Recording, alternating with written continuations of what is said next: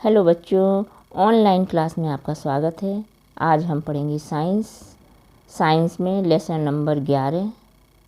पाठ का नाम है पौधों में जनन और क्लास रहेगी 7th। जैसा कि सभी जीव अपने ही समान जीवों को जन्म देते हैं, यानी अपना अस्तित्व बनाए रखने के लिए सभी जीव अपने ही समान जीवों को जन्म देते हैं। तो ये क्रिया जीवों में जनन कहलाती है।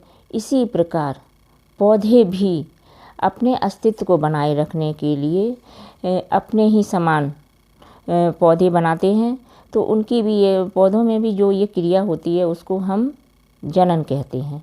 इसमें क्या होता है कि पहले जो पौधा होता है उस पौधे से बीज बनते हैं, और बीजों से हम जब पौधा बनता है तो पौधे पर फूल आते हैं, फिर फूल से फल बनते हैं, और फल के द्वारा फिर पुनः बीज बनते हैं। फिर हम बीजों को बोते हैं, तो फिर बीजों से पौधा, पौधा से उस पौधे पर से फूल, फूल से फल। तो यही क्रिया जो पौधों में होती है इसी को हम जनन कहते हैं। तो आज हम इस पाठ में पौधों में जनन को ही पढ़ेंगे कि जनन की कितनी विधियां हैं और किस किस विधि के द्वारा पौधों में जनन होता है। तो पौधों का ही पूरा पाठ है, इसी को हम पढ़ते हैं। और हम आइए इसको अब हम ब्लैक बोर्ड पर समझते हैं।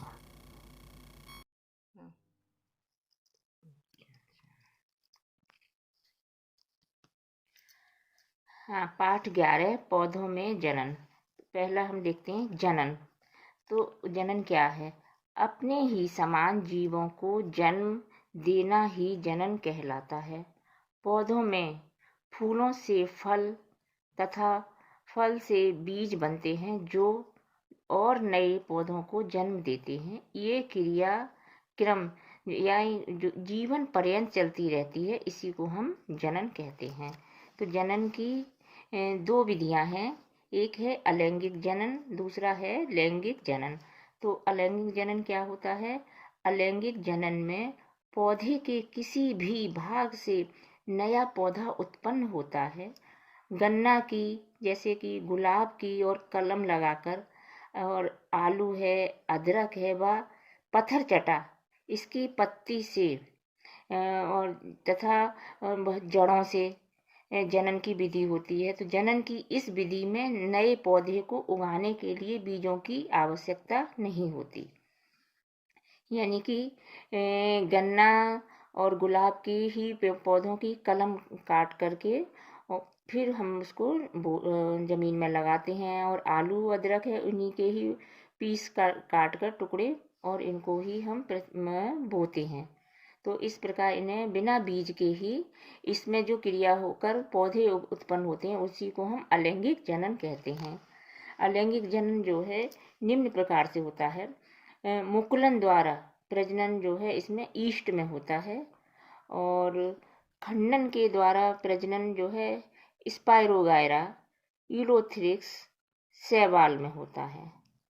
बीजाणु निर्माण द्वारा प्रजनन होता है शैवाल, मांस और फर्न में। और वर्धी प्रजनन यानी कि कायिक प्रजनन होता है शकरकंद, डहेलिया, सतावार की, और जड़ों को मिट्टी में बोया जाता है तो नया पौधा बनता है। इस प्रकार से ये जो है हमारे अलैंगिक जनन की विधियां हो गई, यानी इतने प्रकार से जनन होता है। अब हम दूसरा लेते हैं लैंगिक जनन। लैंगिक जनन की क्रिया में नर तथा मादा जनकों की भागीदारी होती है तथा पौधों में लैंगिक जनन में नए पौधे बीजों के द्वारा ही उगते हैं। यानी इसमें हमें बीजों को ही अंकुरित करना पड़ता है और उनको बोना पड़ता है। तो अधिकांश पौधों में पुंकेसर, नर जननांग तथा स्त्री केसर यानी मादा जननांग एक ही पुष्प में पाए जाते हैं। इन्हें हम दुलंगी पुष्प कहते हैं, जैसे गुड़हल, सरसों, मटर, सेम आदि। कुछ पौधों में पुंकेसर तथा स्त्री केसर अलग अलग पाए जाते हैं। उन्हें हम एक लिंगी पुष्प कहते हैं, जैसे पपीता, मक्का, ककड़ी, खीरा, लौकी, कद्दू आदि। तो ये एक लिंगी पुष्प हो गए। अब है ना, एक सामान्य पुष्प में निम्न भाग होते हैं, यानी पुष्प में भाग होते हैं। बाह्य दल होता है, फिर उसके बाद दल होता है, यानी और पुंकेसर व स्त्री केसर। अब हम देखते हैं कि परागण किसे कहते हैं।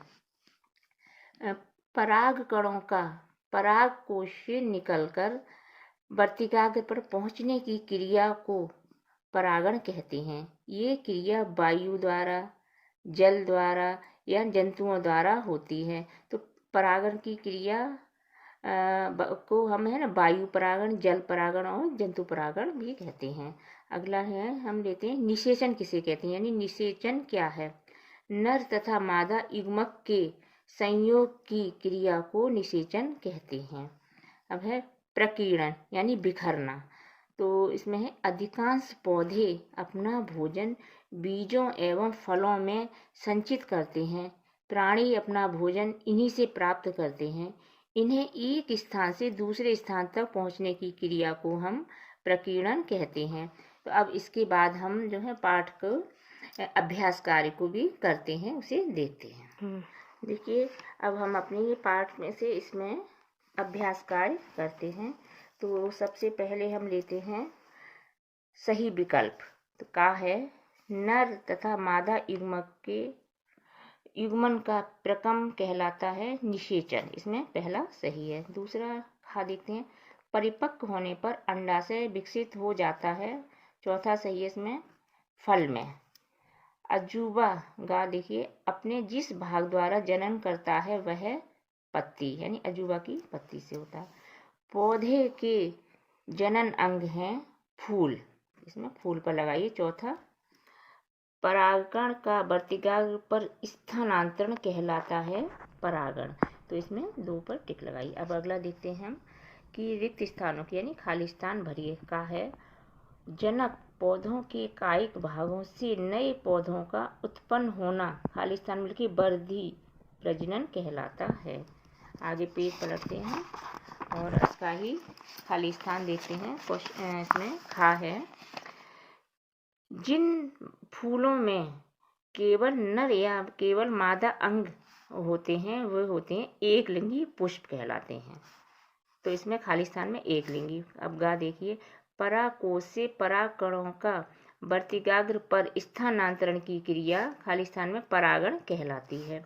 अब घा देखिए, नर और मादा युग्मकों का युग्मन, तो इसको कहते हैं निषेचन कहलाता है। खाली स्थान में निषेचन।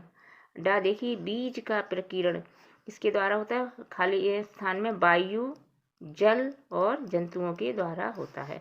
अगला हम लेते हैं सही या गलत के निशान लगाइए।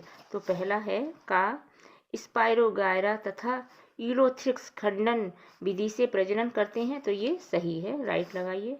बा है, कलम लगाना कृत्रिम वर्धी प्रजनन है। ये भी सही है, इसमें राइट लगाइए। सा है, ईस्ट में जनन खंडन विधि द्वारा होता है। तो ये क्रॉस लगाइए, गलत है।